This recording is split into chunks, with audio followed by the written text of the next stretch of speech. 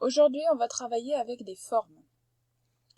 Regarde bien toutes les formes qui sont ici. Il y a une première colonne, le groupe A, regarde avec la figure 1, la figure 6, la figure 8. Celles-ci, on sait qu'elles vont ensemble. Le groupe B, avec 4 figures encore, la figure 2, la figure 3, la figure 7, qui vont ensemble. Et le groupe C, avec la figure 4, la figure 5, la figure 9. La première chose que tu dois faire, c'est de trouver pourquoi les formes sont ensemble. Pourquoi la 1, la 6 et la 8 sont ensemble. Qu'est-ce qu'elles ont de commun? Qu'est-ce qu'elles ont de pareil? Dans le groupe B, pareil. Pourquoi la figure 2, 3 et 7 sont ensemble? Qu'est-ce qu'elles ont de pareil? Pourtant, regarde la 7, elle ne ressemble pas aux autres. Et pourquoi dans le groupe C, la figure 4, 5 et 9 sont ensemble? Réfléchis bien, il y a une raison pour laquelle elles sont ensemble. Mets la vidéo en pause, ça te donnera le temps de réfléchir.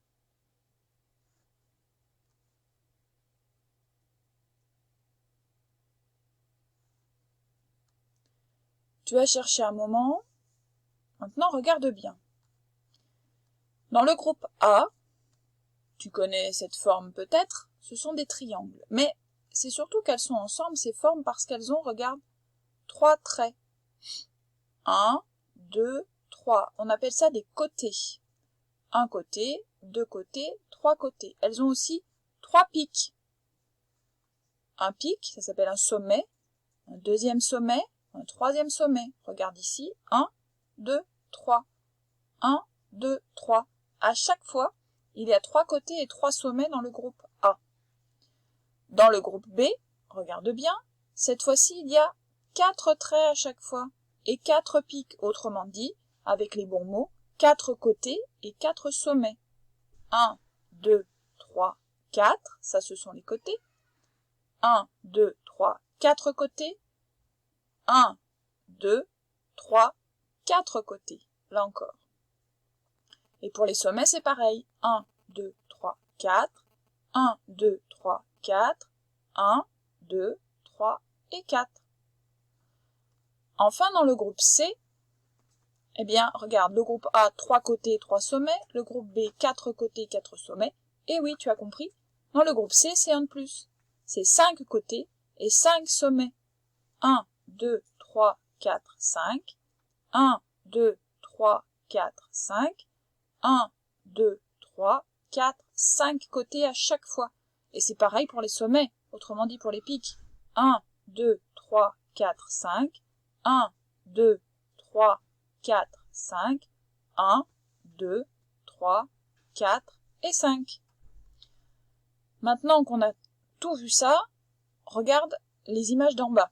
La figure 10, la figure 11, la figure 12, la figure 13 et la figure 14. Nous allons ensemble essayer de trouver dans quel groupe on va les mettre. Alors, tu vois bien qu'il n'y a plus que 3 places et 5 figures. Ce n'est pas grave. Celles qui seront en plus, on les mettra juste en dessous. Donc, regarde, si je prends cette figure 10, où vais-je la mettre? Est-ce que je vais la mettre ici, avec les 3 formes? Est-ce que je vais la mettre ici, avec les 4 côtés? Est-ce que je vais la mettre ici dans la famille de ceux qui ont 5 côtés? Qu'en penses-tu? Pour le savoir, regarde-la bien. Compte combien elle a de côtés et compte également combien elle a de sommets. Eh oui, elle avait la figure 10, 3 côtés et 3 sommets. Elle va donc dans le groupe A. C'est la famille des triangles d'ailleurs.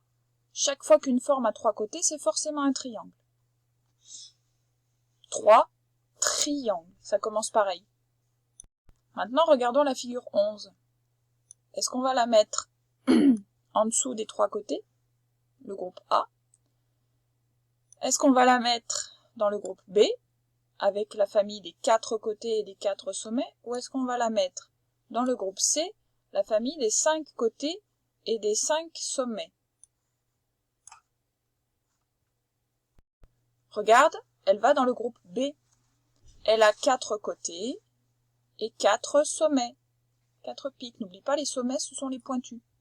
Donc, elle va dans le groupe B. Regarde bien la figure 12, la figure 13 et la figure 14. Mets la vidéo en pause, ça te permettra de réfléchir dans quel groupe tu dois mettre ces figures-là. Juste après, je vais corriger. Donc n'oublie pas de la mettre en pause, cette vidéo, ça te laisse le temps de vérifier, de chercher.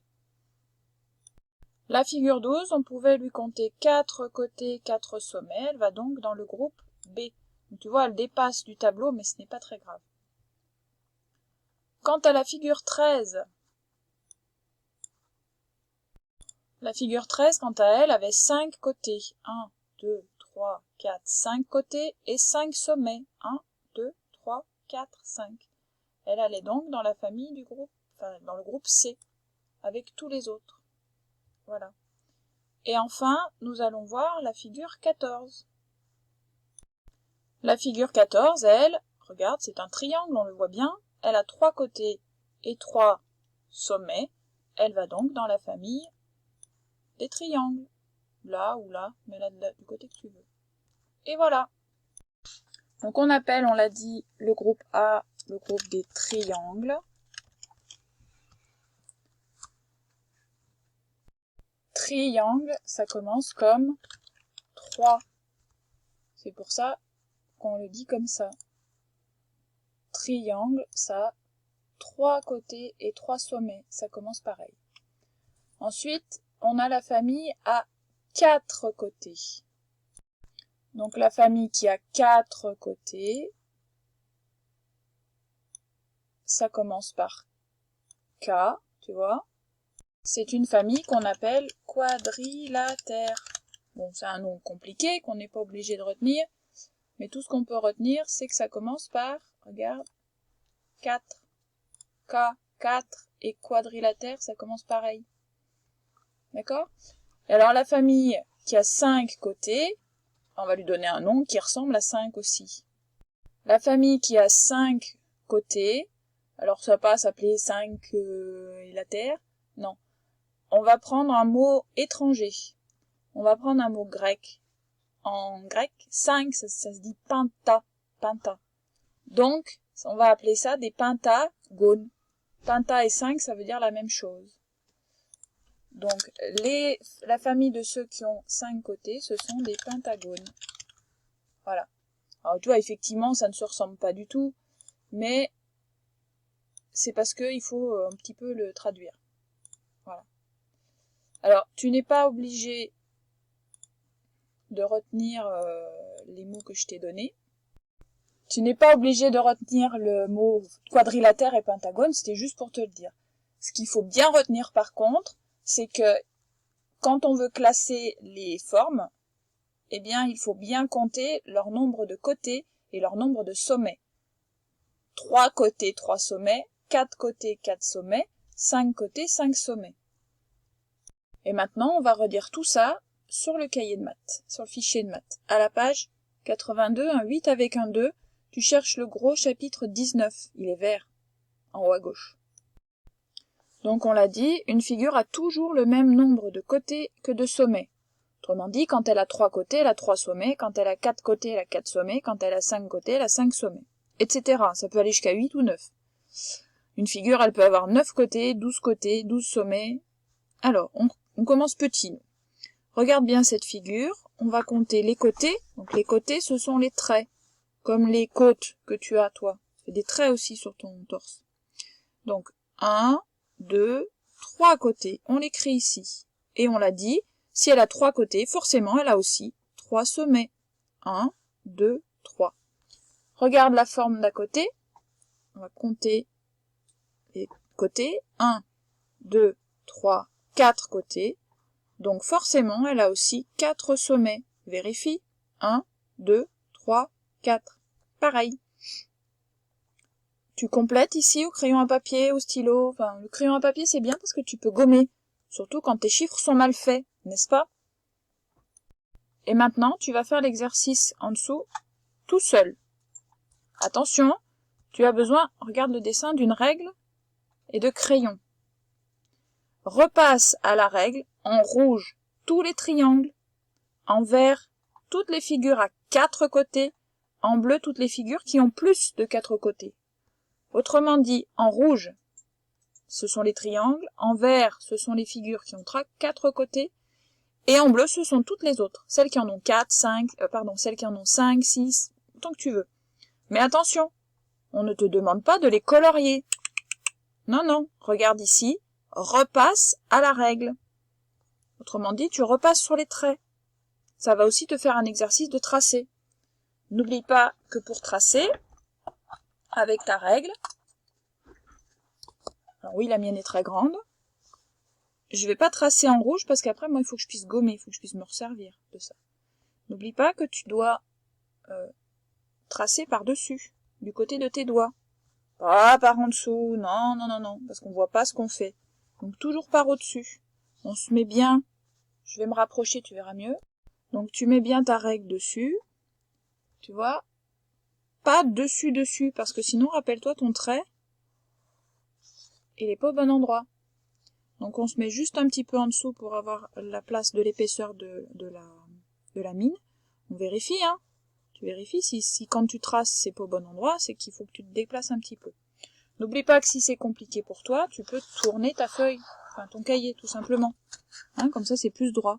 Et là tu vois bien que je suis du côté de mes petits doigts, pas du côté du pouce. Non, non, non, ici je vois rien du tout. Alors que ma main je peux l'aplatir, donc ça me permet de voir. C'est bien comme ça qu'on trace. Voilà, je vais te laisser faire cet exercice tout seul. N'oublie pas de prendre ta règle, donc, un crayon ou un feutre rouge, un crayon ou un feutre vert, un crayon ou un feutre bleu. Et repasse bien sur toutes les figures. Et voilà la correction. Voilà ce que ça doit te donner. Tu vois ici, donc en rouge, les triangles, ceux qui ont 3 côtés, triangles. En vert, les figures qui en ont 4, elles se suivent. C'est la figure 1, la figure 4, la figure 7. Et toutes les autres, ce sont celles qui ont plus que 4 côtés. Regarde, 1, 2, 3, 4, 5 côtés. C'est la même, donc c'est 5 côtés. 1, 2, 3, 4, 5 côtés. Voilà. Nous avons terminé les mathématiques.